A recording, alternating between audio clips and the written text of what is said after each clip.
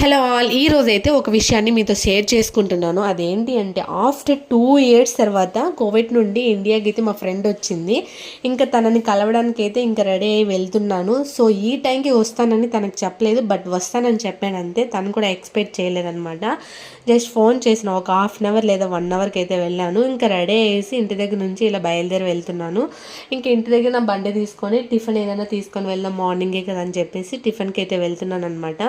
Tiffin అయితే కొంచెం దూరంలో ఉంటుంది. సో తను టిఫిన్ ఏం చేయలేదు, చేసిందో చేయలేదో తెలీదు. సో తీసుకెళ్దాం అనేసి నేనైతే టిఫిన్ కోసం అయితే వెళ్తున్నాను.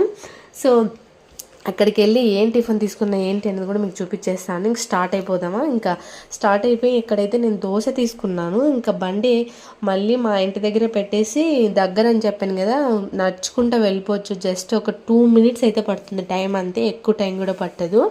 ఫైనలీ ఇంకా దోశ తీసుకొని వాళ్ళ ఇంటి దగ్గరికి అయితే వచ్చేసాను. ఇదే అన్నమాట వాళ్ళ ఇల్లు. ఎంట్రన్స్ ఇది, గేటు ఫస్ట్ ఫ్లోర్లో ఉంటుంది తను.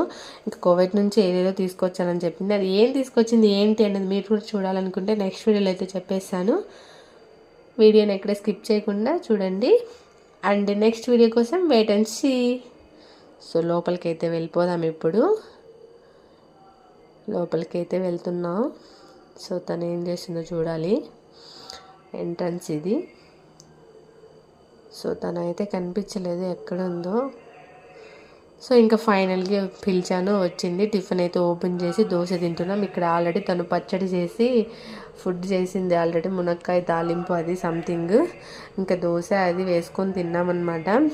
మీరు కూడా మార్నింగ్ టిఫిన్కి ఏం తిన్నారని కమెంట్ చేసేయండి. అలాగే ఏమేమి తెచ్చింది అని మీరు కూడా తెలుసుకోవాలని క్యూరియాసిటీ ఉంటే నెక్స్ట్ వీడియో వరకు వెయిట్ చేయండి. అంత చిన్న క్లిప్ అయితే